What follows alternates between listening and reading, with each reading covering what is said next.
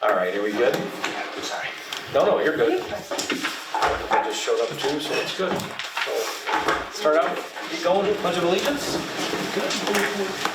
Pledge of Allegiance. To the flag of the United States of America, and to the republic for which it stands, one nation, under God, indivisible, with liberty and justice for all. Thank you and welcome.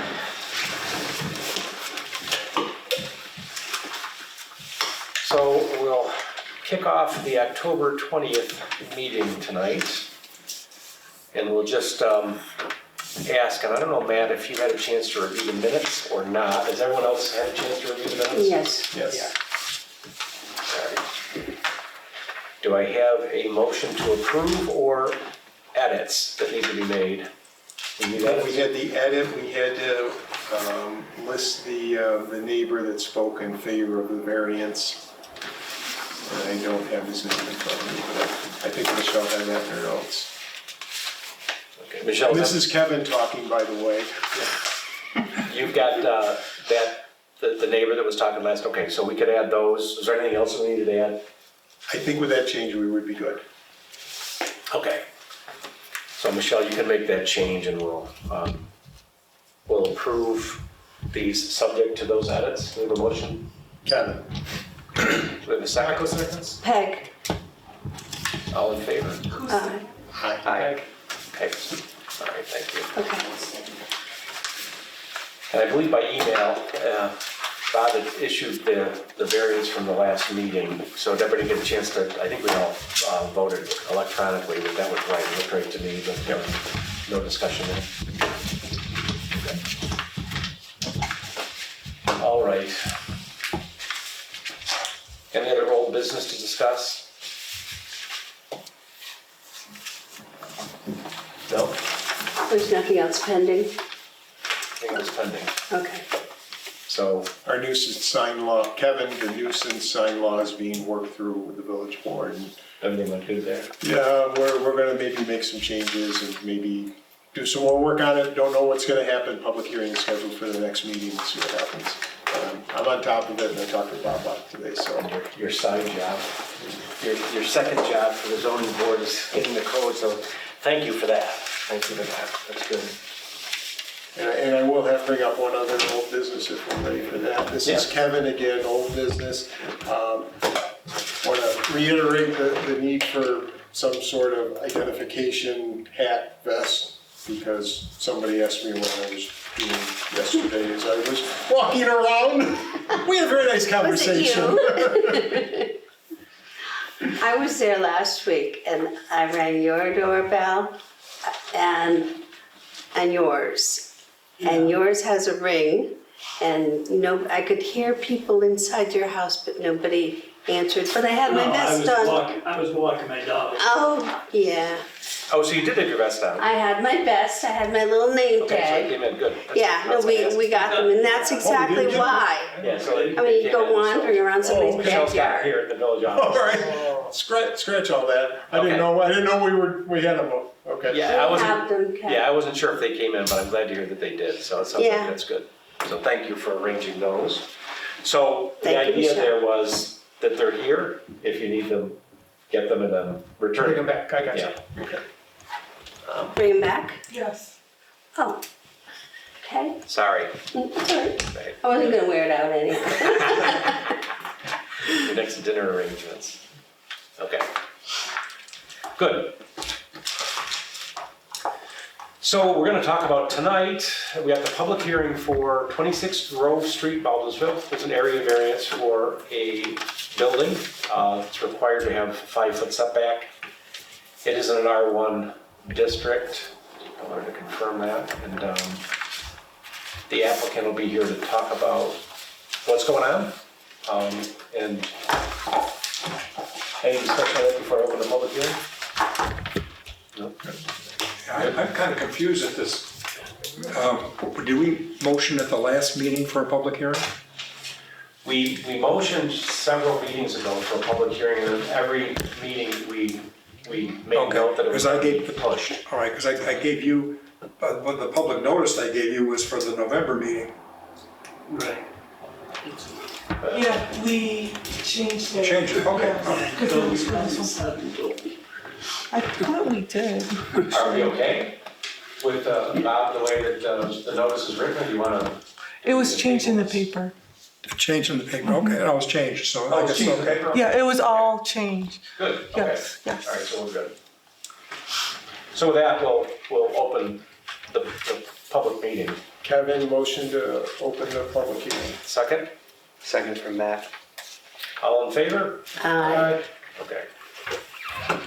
So, and Bob, please correct me if I'm wrong, because I left my code book, actually Fox, you have yours, but the applicable code in this case is Article 4, 345-9G, that no private garage or accessory building shall be closer than 5 feet to the property line. I think that's what we're looking at here. Yes. And the variance that's being sought by the applicant was to construct within 2 feet of the property line being requested. So, so with that, if the applicant's here, I'll ask the applicant to again address the board,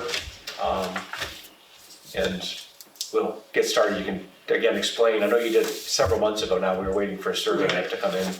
Right. You know, what's being planned, and if the relief, I did get a chance to look quickly at the survey map, which is telling me we might have to talk about what relief is actually being sought, because it may be different than what was Right. originally I here. don't know how it ended up, it's variance. Get him up here. So now you're looking at the camera Oh, like this, and Thank you. thank you. Can you get your name again?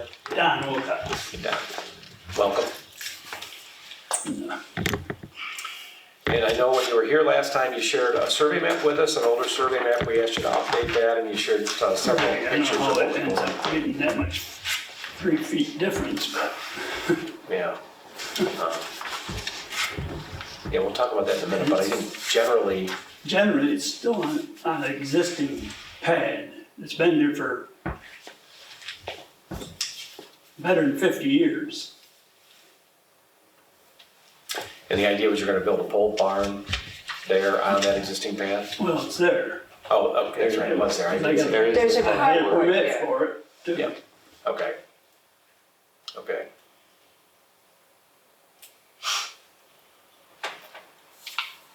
So how did it get discovered? And it was, so you got the permit, Yeah. you built the pole barn, and now afterwards was discovered that you needed to get a variance Right. based I on. asked them when I Right. was getting the permit if I needed variance, and they said no. And they had the survey there too. Okay.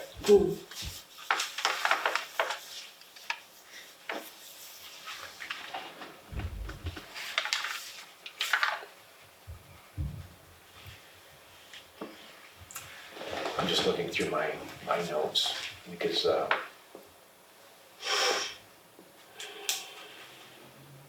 so folks familiar with what's going on here as far as, Don, questions of Don, I mean, the existing building was removed that was there years and years ago, been there for a Yes. while?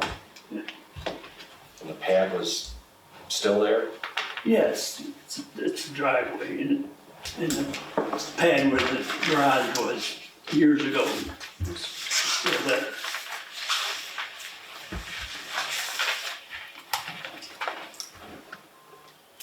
This is kind of interesting because the way the survey map is now indicating, if folks hadn't got a chance to look at it, the old survey map from 1966 was indicating that the building, an 18 by 42 foot something, doesn't really say what it was 2 foot plus clear of the property line.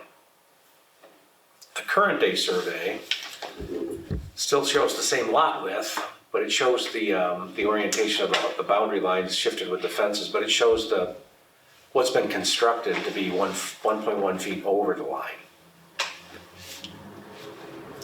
And I'm sure you asked the surveyor what was going on. Yeah, I mean, you didn't have much answer for it, but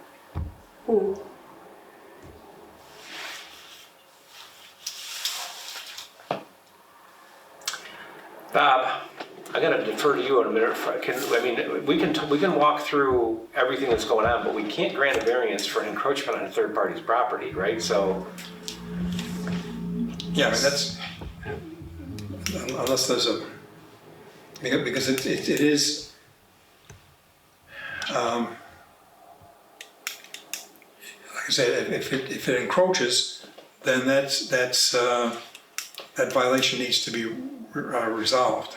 right, and then we can decide based on input from, yeah, I'm just trying to kind of walk through this one. This is kind of a different one because it's, I was expecting to see it 2 foot clear like it was back then, and we'd be talking about, granting a variance for 3 feet. And now what we're looking at is, something from the neighbor, basically acknowledging that there's an encroachment, and then some of the feedback coming from that. So and again, I'm not asking for that, Don. I'm just trying to walk through this because this is new information Right. to the board. So we got an existing condition from the board's perspective that the building was built with a permit, and then it was later, who asked for the variance later? How did that come about?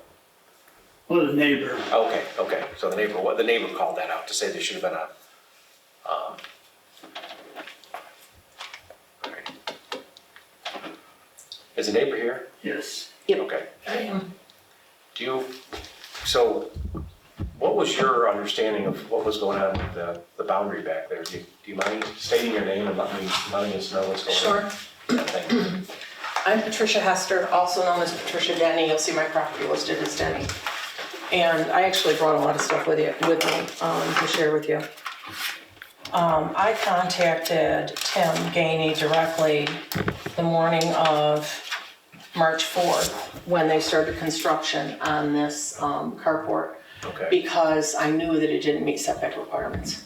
And I know that because I had just constructed a barn the previous fall, and I had to meet those setback requirements.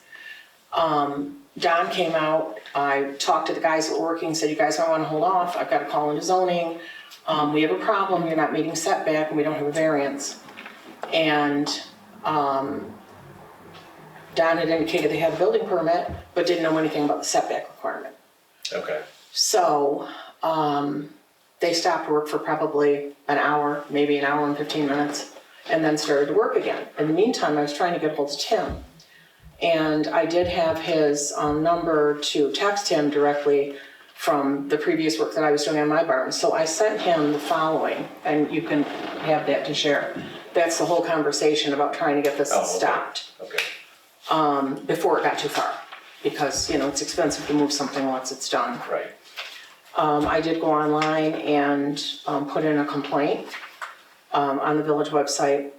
And I talked to Tim and he said, well, I'm gonna have to give them time to remedy this. I've been waiting since then to have this remedied. So from my perspective, first of all, I wanna be very clear. I would not begrudge anybody having a place to park their car to get it out of the weather, not in this environment. I understand exactly,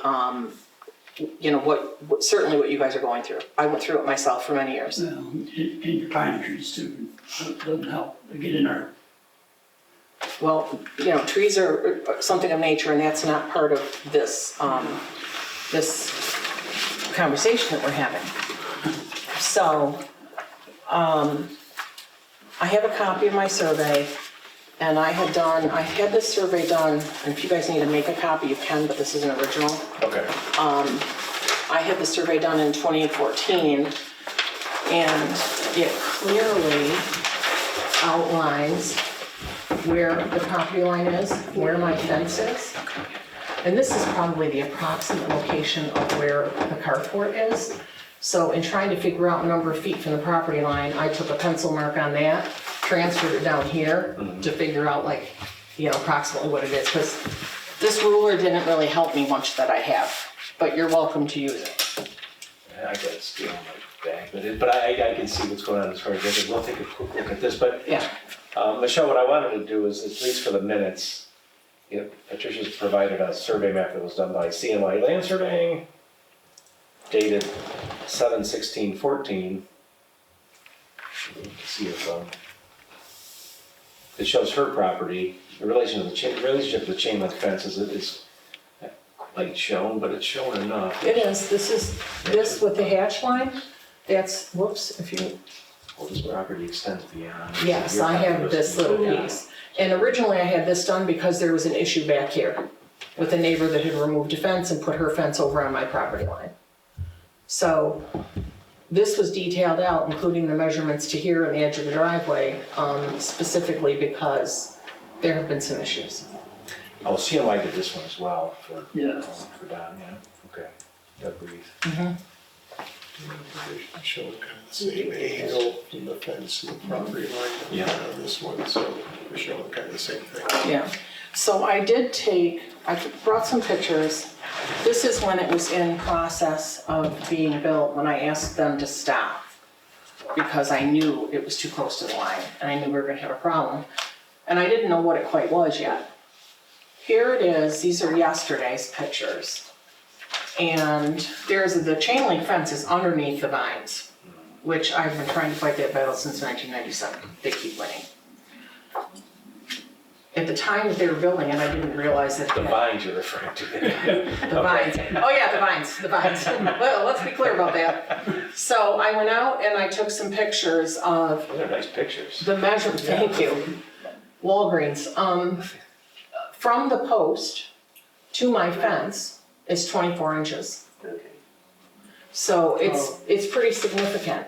My concern with this is the snow load coming down off of that roof into my yard, rendering my fence useless, and therefore my dog can't exercise without me being out there and having her on a leash, or I have to shovel the snow.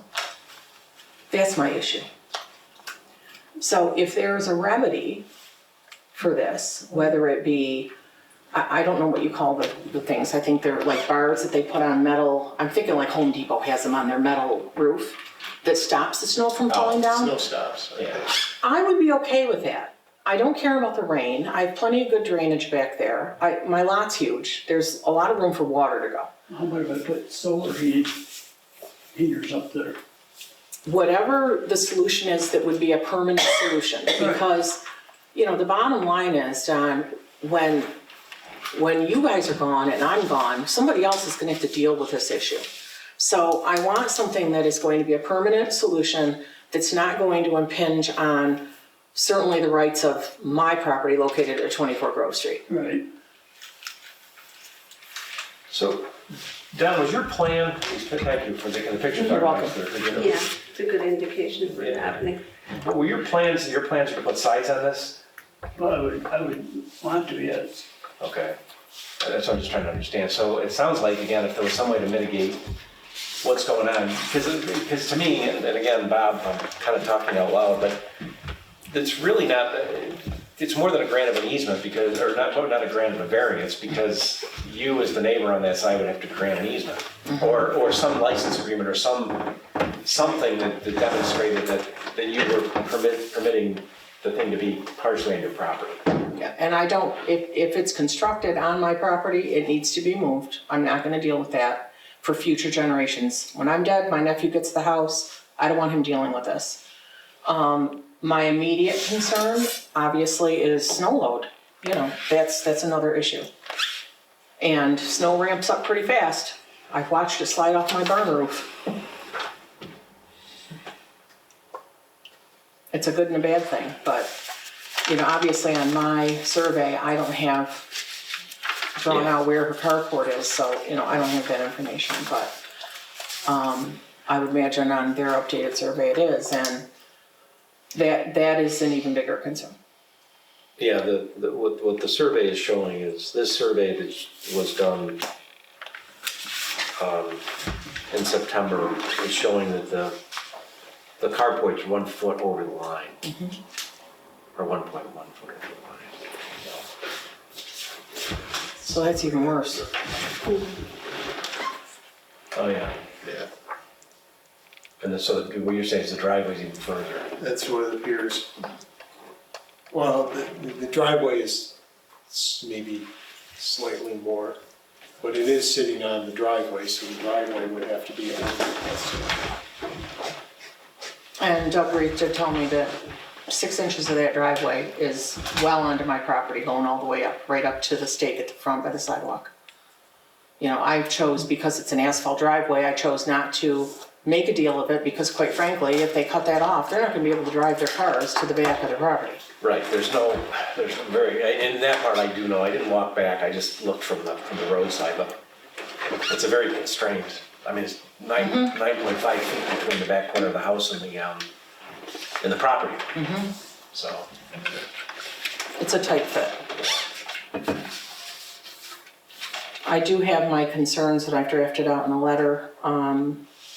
I think I have enough copies for everybody here, and the originals on the top, the rest are copies.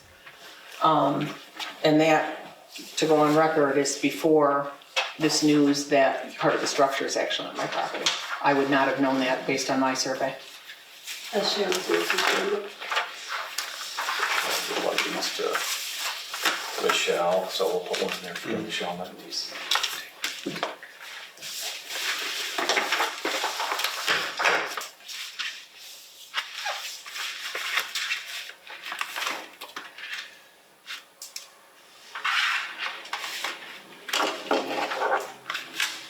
Okay, thank you for getting this back to you. Michelle, is there any chance, how big is the printer? Can we get that, or no? Take a picture of the phone? They may have a copy of this already. Oh, yeah, because there was a You building did that permit. more. The barn. Remember you, yeah. Okay. Yeah, you may have a copy of it already. Do you want these pictures? I'll keep them. You'll keep them? I'll keep them. That would be terrific. I'll take All care right. of it. Pardon me? I'll take care of it. Your address is 24. 24.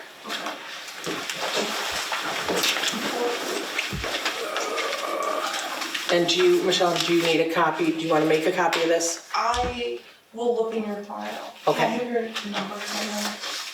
Which number? Oh, hang on. I don't have it on copy. Okay, 720-2195. One over here. And it's area code. Well, the question is, I guess, what did the surveyor measure? Patricia. They didn't show the overhang in the. Hester, in the- yes. the thing. Credit union. It's a survey that doesn't show that, which. Thank you. We All right. can clarify that, and we probably need to clarify that.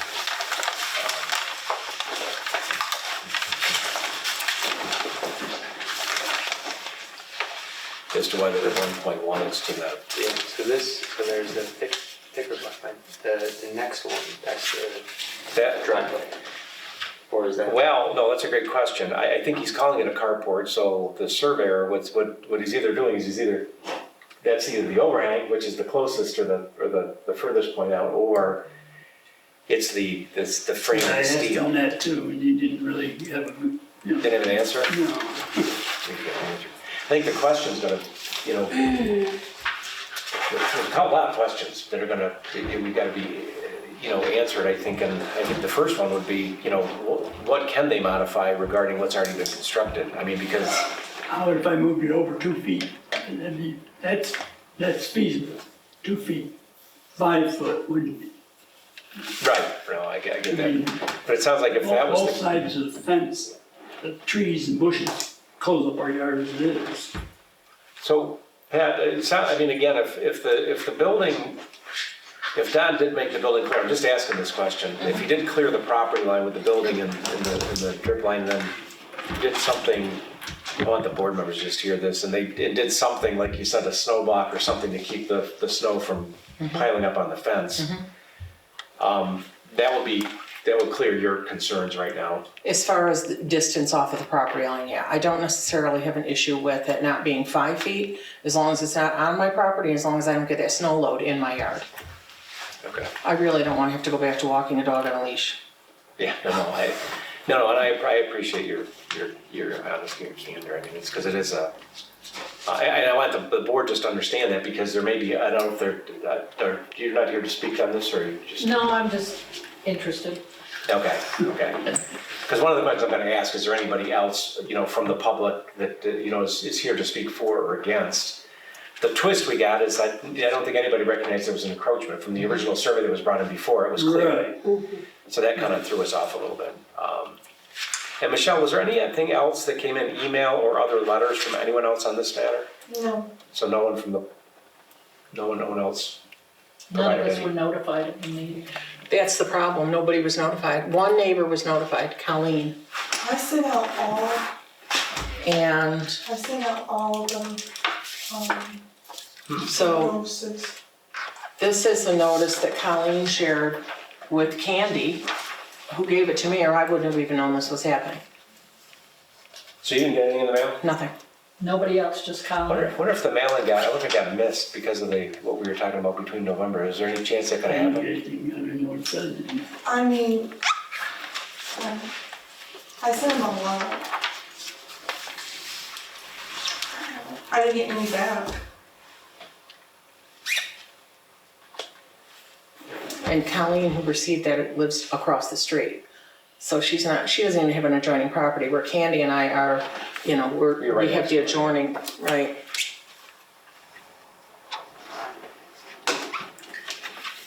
All right.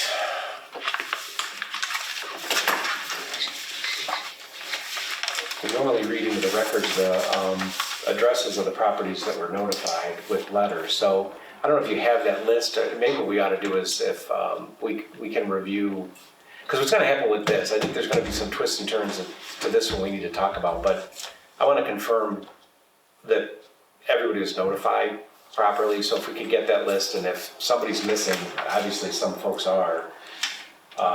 People at 30 didn't get it either. Okay. 30 Candy, what's your address? 28. Yeah, but And Tim and Sharon Peters are at 30, did go they out, didn't get a notice Did either. it, but because Jamie just recently ended up in another room. But it was also in the paper. Okay. So if folks were missed, Bob, again, I want to just make sure again that everybody, because normally what'll happen is the adjoining landowners or the people within a certain proximity are going to get noticed. And I want to yeah, make sure. that's a policy, it's not required by law. Okay, okay. It's a policy of the board. Okay, okay. But it was in the newspaper. Yeah. What newspaper? Yeah, That's the messenger. Okay.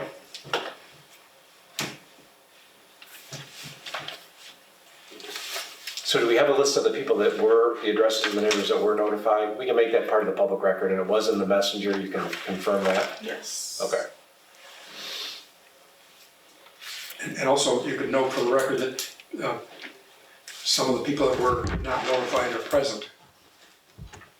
Yes, I'm just wondering if any of the other folks that were notified had an interest, they weren't too concerned, or, I know, You know what, I you don't can't know. really say that. The other adjoining property really wouldn't be impacted.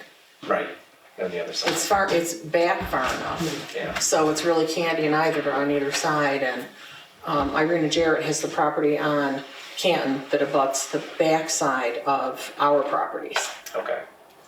I think this discussion and determination is gonna be around, your relationship with that, not only the property line, but again, what's happening there. So I think as long as it was part of the public, the messenger and the information was out there, and I appreciate someone giving the message to you in the meeting. Me too.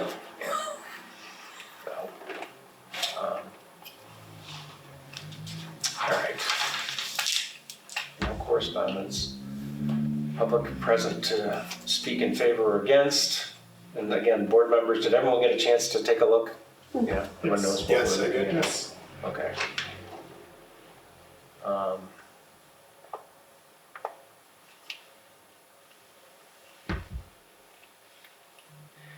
Down what we're doing, again, what we're gonna be considering, we've gotta look at, again, the twist is still this approach, but this got me about it. But again, whether, what we talked about before, whether an undesirable change will be produced in the characteristics of the neighborhood, we can talk about that. If the encroachment is cleared, or there's an agreement between what we can do if you moved it over 2 feet and the encroachment is cleared, we'll talk about that under that pretext.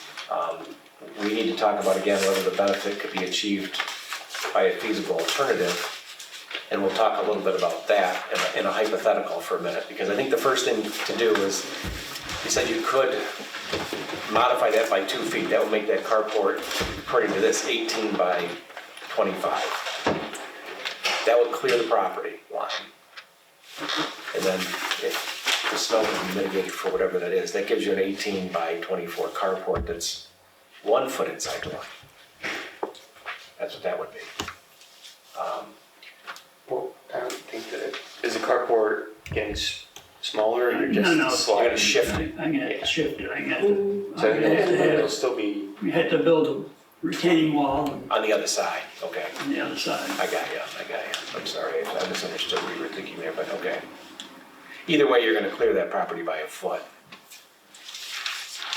Right there, what it was.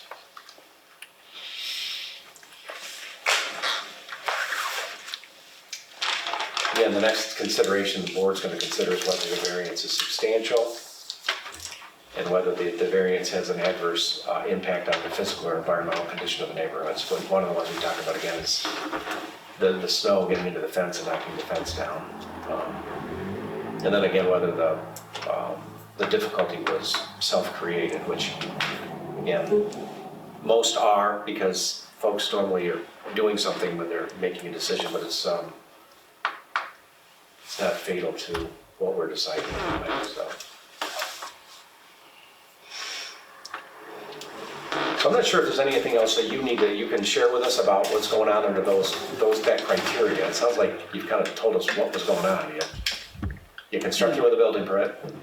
The neighbor looked at it and said there's something wrong because she was familiar with what's going on there, and now we are where we are, so.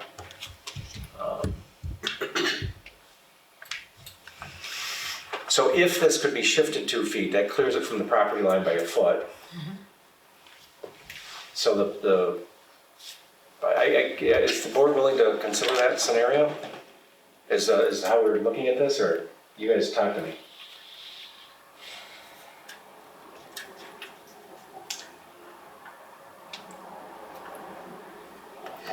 What kind of an impact, let me just ask this quick, what kind of an impact will it have when it goes for resale? If we move it over 2 feet? So if we say, okay, there's a variance based on the fact that it's gotta be moved, we know that, or I believe we know that right now. Is there going to be an impact because it doesn't meet the 5 foot? Or once we give the variance, it's gonna be okay to resell further on down the line? The variance would clear that. Yeah, okay. With the conditions that nothing's going to touch the property line. Right, that's a condition that the neighbor is voicing to us right now, and I think Yeah. that's one that we've got to honor from the standpoint that it doesn't meet the Oh, it doesn't meet that. setback, so. Yeah. But as far as salability of the property, if a variance is there for the building and nothing changes with the building, then the variance is going to Okay, run. I just wanted clarification on that. And again, the homeowner wants to keep the variance because that's something that won't come up. You know, it could come up, so. It did look like some of the properties, even though you mentioned you built something that complied. I did see some other properties up and down there, more in Google Maps than I did actually being able to see it, that look pretty close to the property lines too, but. The property right adjacent on the other side of my driveway, I came home from work one day, Dan Canino had constructed a shed right exactly on the property line. Yeah. And at the time, I had a fence that went all the way down, like the concrete's still in there. And it was literally this far from my fence. It's a rental property. Yeah, it is. Did you know that? My daughter used to Oh. live there. And that's another issue that eventually you all might have to hear about, yeah. Well, the question was whether they built it with a building permit. I don't know. Some people don't. And I'll be honest with you, at that point in time, I didn't really know, I wasn't building anything. So I didn't really realize that there was, something that I should have opened my mouth about. I didn't. And, this all became abundantly clear to me in 2006 when I rebuilt my house after it burned down. And then all of a sudden, it's a whole new thing about setbacks and all the stuff, you learn a lot. Right. So, But it's to protect property. yes, yeah, and I think it's a good thing, it's there for a reason.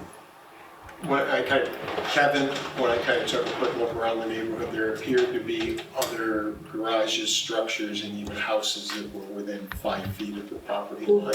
That was I my saw observation. a couple instances of that looking, and, you know, it's just my very informal, I didn't get the tape measure out, but I think there's a lot of that in that neighborhood, so just the structure being within that 5 feet isn't that out of character for the neighborhood, from what I And there may be a saw. lot of non-conforming uses there that were there prior to any zone change. Yeah, and it, Right, and that's why when the original survey map from the 60s showed it was just 2 feet over the line, I was like, well, you know, where the old foundation was, it wasn't surprising. And I looked at some other ones, that's what I was kind of thinking, so that's why I was a little caught up by the new information that we have here, so. Kevin, again, you were talking about 2 feet, if we can move it 2 feet. Talk to us about what it would take to move it, and how far do you think you can move it? Because it appears that when I looked at it, your side of that fence is kind of like right on the edge of the tarvia. So you're gonna have to extend tarvia. Well, this is what I looked at, if that's, so this is the other side of that. Is this the other side of that slab? Yes, it is. I mean, that's pretty significant, you know, if you gotta go 2 feet or 3 feet, you know, out to get this building wall. So this is the opposite side of Patricia's property. Okay, yeah, this is your side. Yes. This is his Yes. side, so what we're saying is he's gonna pull this, folks, for you guys can see this, he's Yeah. gonna have to pull that wall 2 feet in Yeah, and move the whole building over. That's why I thought you were gonna just cut it to 18. Oh, no, yeah, no, that'd be even harder. It'd be more expensive, I believe. Definitely. Yeah, maybe for the building, looks like a pretty, so you're gonna keep the existing 24 and just shift it? Is that what the plan is? Yes. Okay. And let's talk a little bit about the snow load. Is that going to alleviate the potential for snow load on the other side? I think what's gonna have to happen with that, and this is between you and your neighbor, I think when we're looking at what's happening, I think either the diverters, the snow, things that keep the ice and snow from falling down off a steel roof. I don't know how well those work. I know they make me nervous when I'm around any steel roof because yeah. Without them, I know there can be a real problem. Yeah. But I can, again, there's no real heat exchange in that building, right? You're not No, heating it. not gonna be heated. that doesn't matter though, I will tell you, my barn is not heated. You know, I do understand that when the sun comes out. When the sun comes out? Yeah. Right, but it's a Yeah. roof, it's gonna go. And mine lands about, that side of the barn doesn't have as much of a pitch as their carport does. And I measured it out so that I would know where to put my flower beds this spring. And it was like 5 feet out from the edge of the roof. So let's talk, Don, for a minute about moving it 5 feet. I know you talked about, let's say you moved it 5 feet, or what's our setback, 5? 2 feet is the original. No, I know that, but I said, to get it code compliant, it's gotta go 5 feet plus the 1 foot is over, it has to go over 6 feet. foot. Yeah, Yeah, that'd be, and what that would do, well, it's pretty narrow as it is. no lots, yeah, 'cause you can't do anything about the property line to the house, it's 9.5 feet already, so.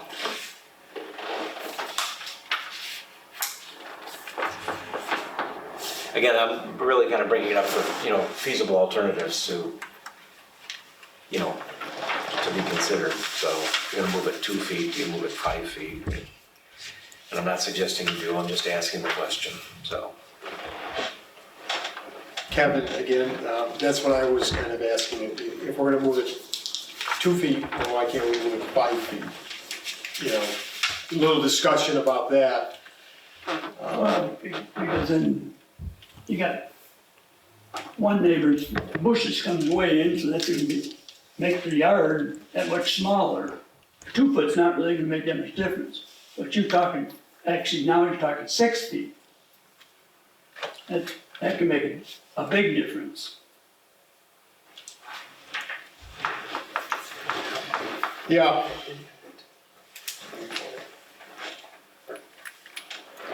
Coverage. 29, 26, 29, so you're what perspective? Every building, 6 more feet, like you're covering up a lot more. Well, what you'd be doing, and, well, you'd, again, if the foundation could do it, you'd be shifting the whole thing over to be compliant is what you're really getting at. But it was the significance of that foundation that I was looking at before to say, how do you do that and then get a car? That'd be a lot of civil work. But 2 feet, you're gonna have a similar thing. What are your thoughts on how you're gonna make up the 2 feet on that? Cinder blocks, gravel? Well, yeah, it'd have to be a retaining wall or even poured concrete from, the 2 foot.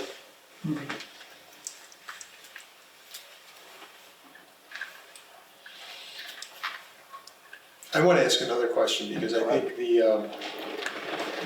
looking at alternatives. Kevin, looking at alternatives, I think you said one of the reasons for the carport was the sap Right. coming out of the Sap, cars. rust in the cars. Yep, and I understand that, I've had that issue. Was there ever any discussion about removing the trees or trimming the trees that are overhanging your property?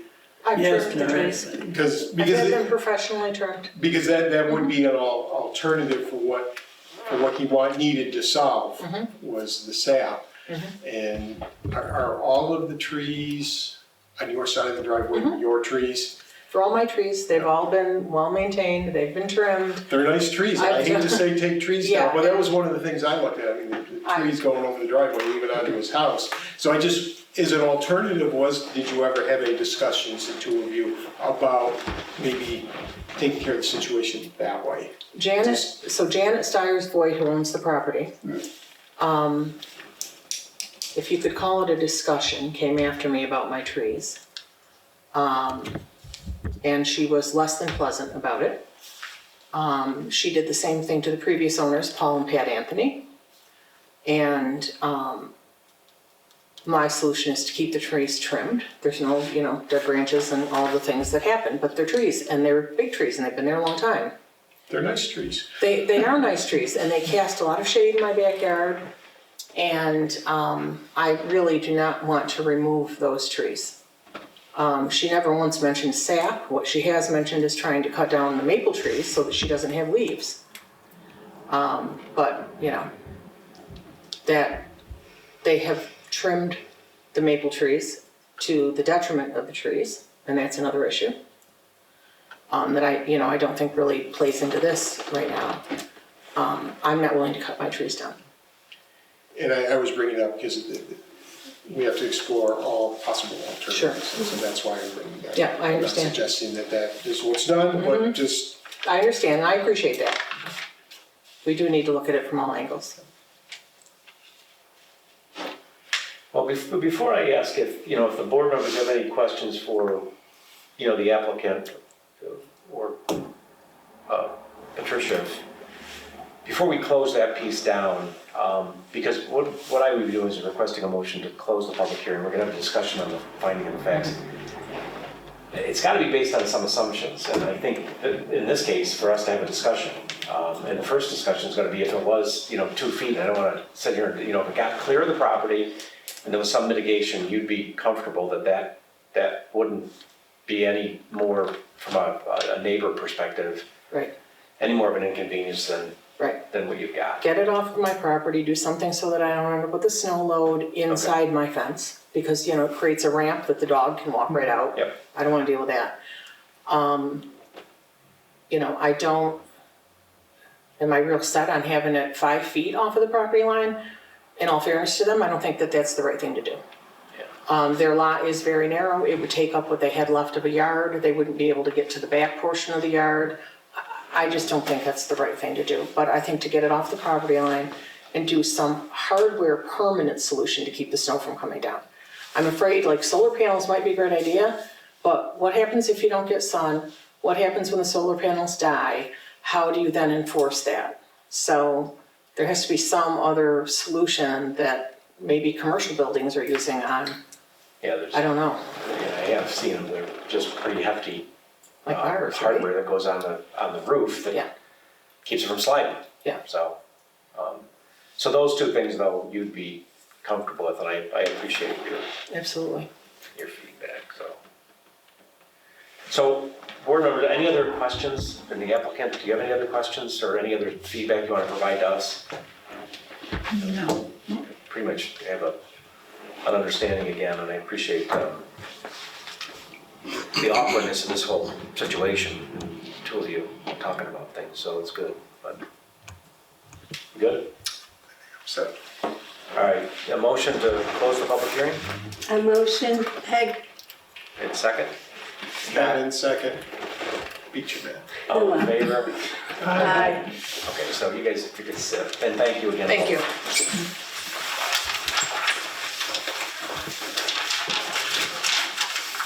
So,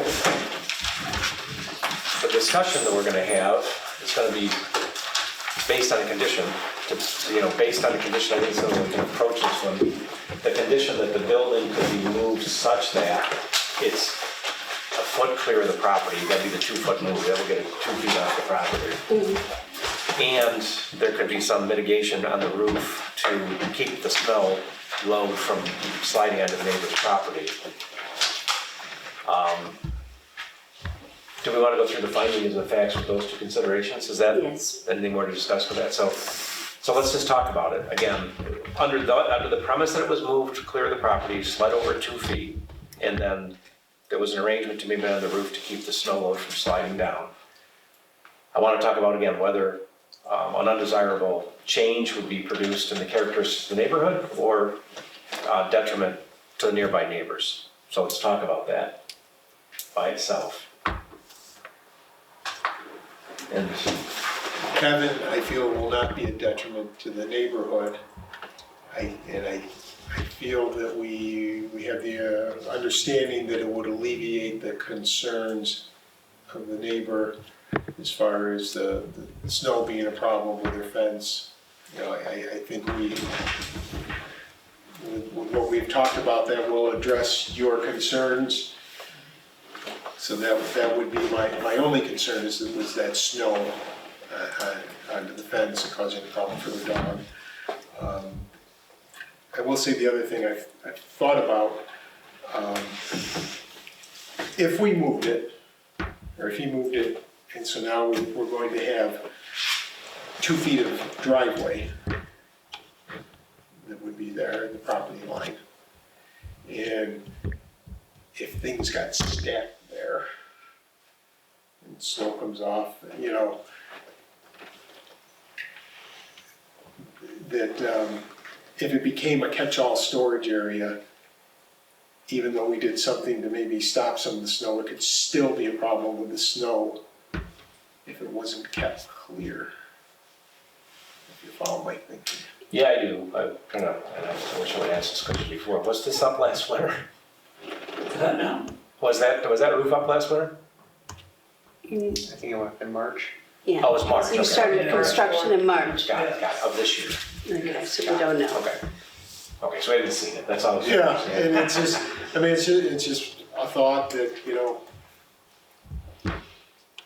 make sure that doesn't create a problem in the future. I don't know how we would address that.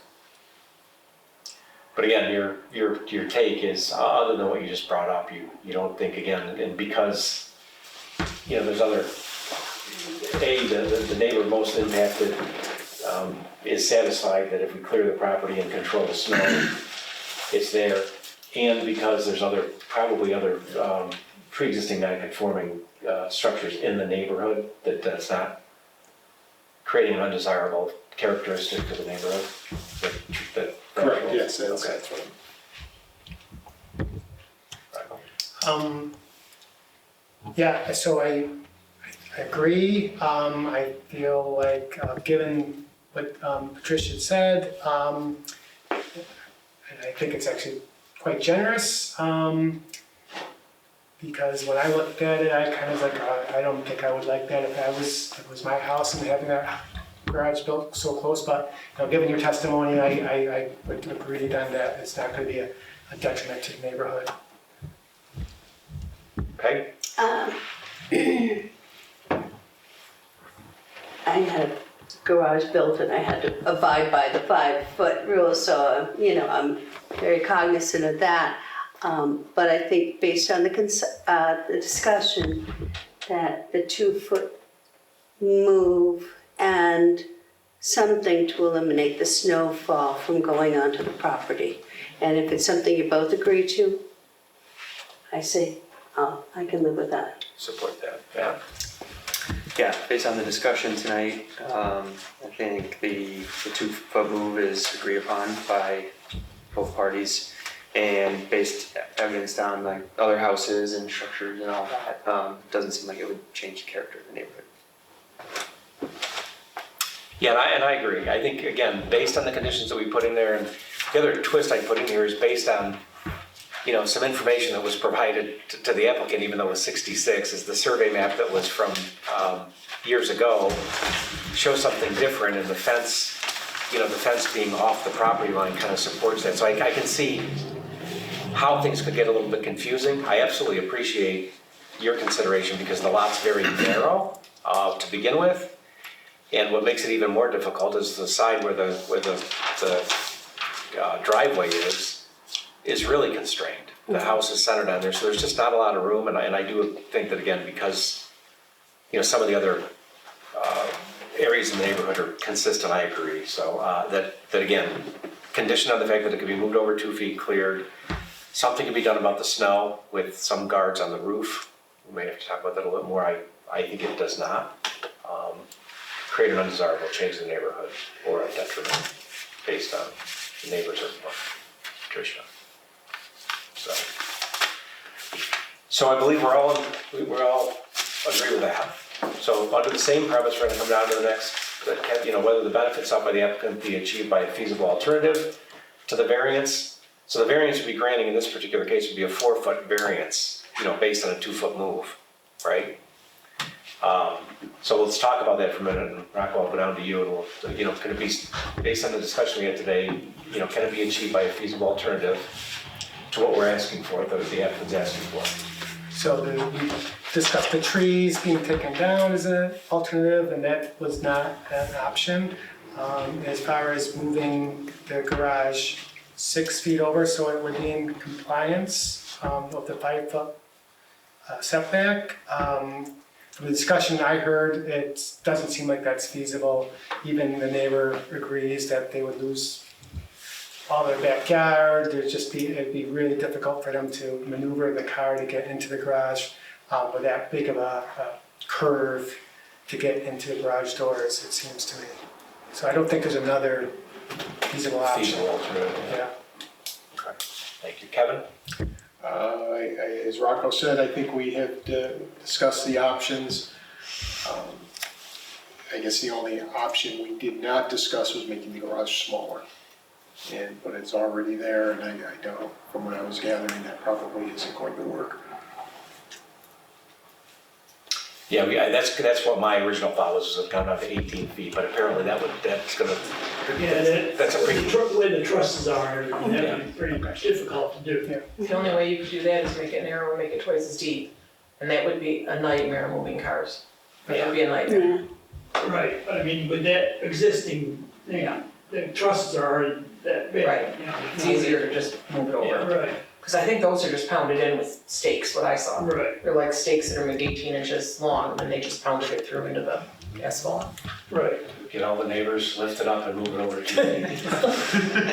Yeah. Peg? Sorry. I'm in agreement with most recent discussion. Yeah, the feasible alternative is what we're talking about, Pino. Can the benefits sought by the applicant be achieved by a feasible alternative to the variance? So you don't believe it can be? What do you think? Oh, I'm in agreement that, Okay. yeah. That there's no other feasible alternative than what we discussed. No. Well, what you're, moving the minimum amount is a feasible alternative. Correct. Not Yeah. just Yeah, the I size. Okay, I think in the context of this, yeah. we've achieved the feasible alternative, which is To move it 2 feet. To move it over 2 feet. And put the deterrents for the snow, so. Correct. Okay, so Matt, you're in agreement with that as well? Right. All right, Peg, I'll start with you. Whether the requested variance is substantial, yes or no? It is substantial? Yes. So the variance based on the 2-foot move that we're asking for, and why do you think it's substantial? Just give me that reason, the reasons why. Well, first of all, it doesn't meet code. Okay, but you worked out a reasonable alternative for the existing code so that all parties are in agreement. Okay, no, that's good. Matt? I don't think it's substantial overall. I mean, there's some moving parts there of building the retaining wall and whatnot, but I think kind of leaning on also the character of the neighborhood, I think that makes it not substantial. Kevin? Numerically, I feel it is substantial, but the fact that the neighbor and the applicant have kind of come to an agreement on a feasible workaround, I think that kind of lowers in that aspect, it is not substantial because the two people have agreed, and I certainly think it fits in with the character of the neighborhood. So you're providing a neutral, a yes and a no. Well, numerically, it's substantial. I think more important, Okay. the two of them have come to an agreement Okay. that solves the problem. And so in that sense, Yeah. it's not substantial, but if I look at the numbers, yes it is. So I don't Okay. say it is not substantial. Okay, got it. No, thank you. Rocco? Yeah, I think it's substantial based on the numbers. It's the code is 5-foot setback. This is gonna 1-foot setback, which is, 80%, I guess, is if I'm looking at it that way. So it's certainly a substantial variance request. And I would say, oh, you good? Yeah, sorry. Sorry. No, that's okay. And again, I would look at this, and again, understanding the characters of the neighborhood to begin with, and the fact that there's other, I believe, and I don't have, survey maps of all the properties to determine this, that I think there's probably a lot of pre-existing non-conforming, so I think overall for the neighborhood, I'd say no.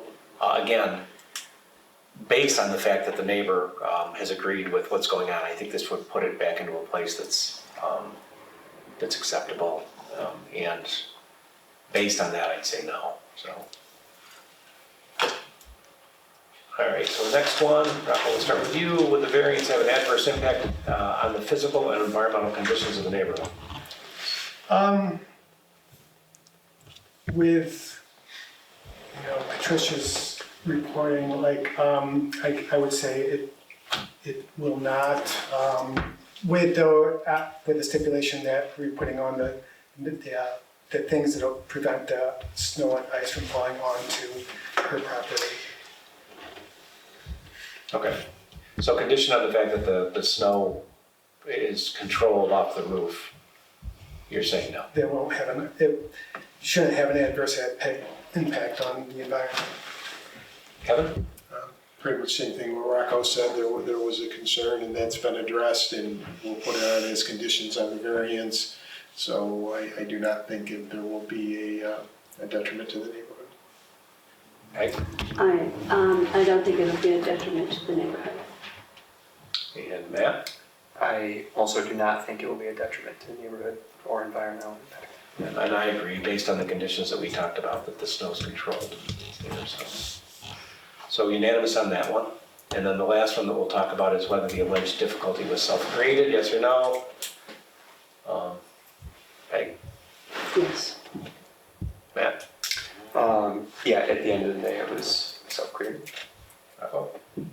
Yes, I mean, it was there, they went to build it on that slab, it was self-created, I believe, yeah. Yes, it was self-created. Yeah, and I agree with that too. I think, again, the understanding there may have been some misleading information that brought you to this place. Everyone's got to understand what the zoning is, and that was there. So these things are, so again, unanimous that it was self-created.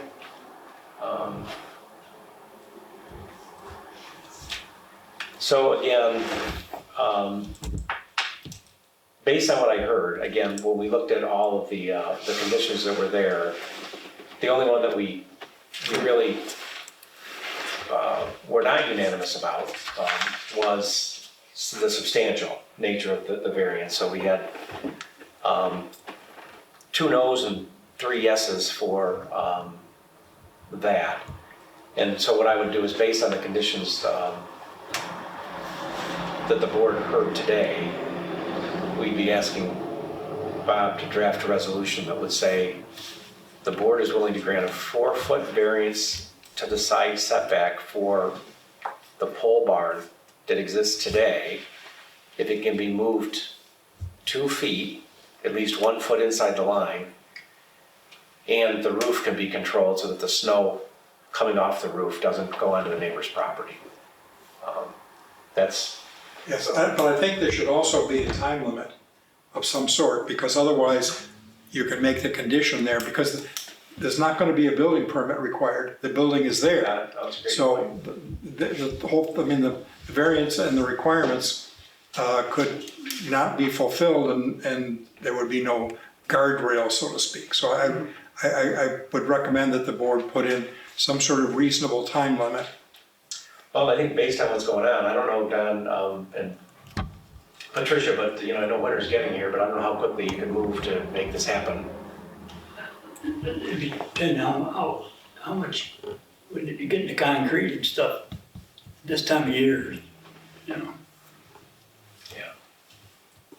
I mean, I can certainly work on getting the snow block on the roof for this year, and then, And maybe what we could do is, again, I mean, I was gonna say 6 months, but that's gonna put you into winter to do what's going on, but I think we could put a, if nothing else, put something up to protect the snow.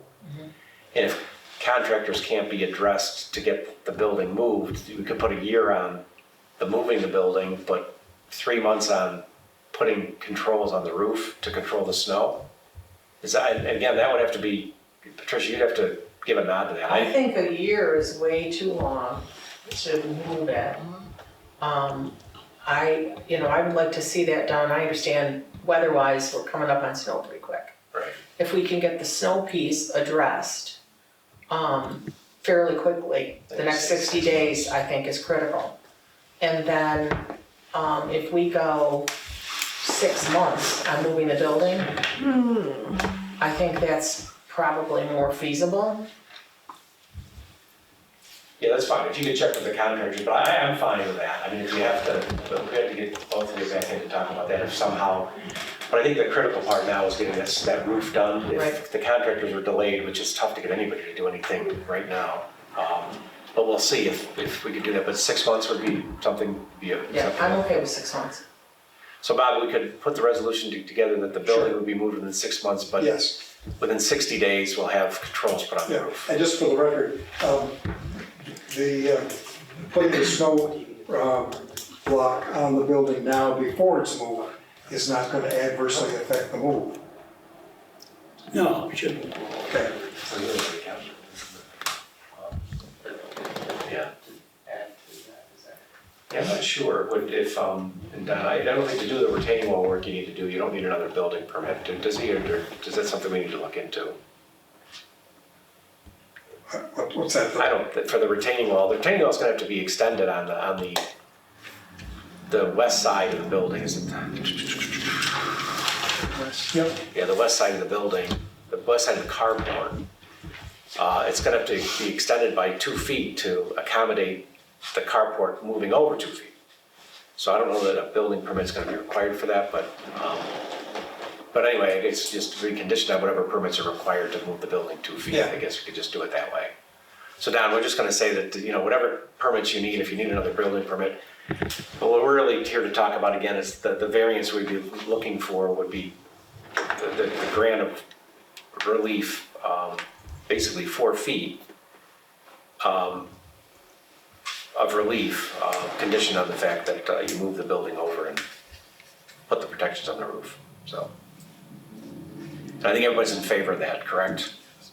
Yes. Yes. All right, so Bob will draw up the resolution, and then pass it around for us to review, but we're, I think, settled on what we're talking about here. Do we have to? Put a motion in place? Yes. So we could, but if all in favor, we'll talk about the motion. We're gonna ask Bob to put, I want a motion to have Bob put together a resolution that grants the variance subject to the building being moved 2 feet, 1 foot clear of the property to the west, within 6 months of the resolution. Within 60 days of the resolution, we want some protective, protection on the roof, on the east side of the roof, to keep the snowfall from going onto the neighbor's property. And that's it. So all in favor, I need a motion. I would make that motion to grant the Kevin makes the variance, motion, second. as you stated. Yeah. Second, Matt, I second. and all in favor? Aye. Aye. All right, thank you. Okay, thank you, thank you, thank you. Thank you for the information. Thank you for your patience. Sorry about that strange twist of events. This is the home of strange twists. So anything else that we want to discuss before I close the meeting? Yeah. I know. All right, motion to adjourn? So moved, Kevin. Back 1 second. All in favor? Aye. Aye. All right, thank you. You guys are so great tonight.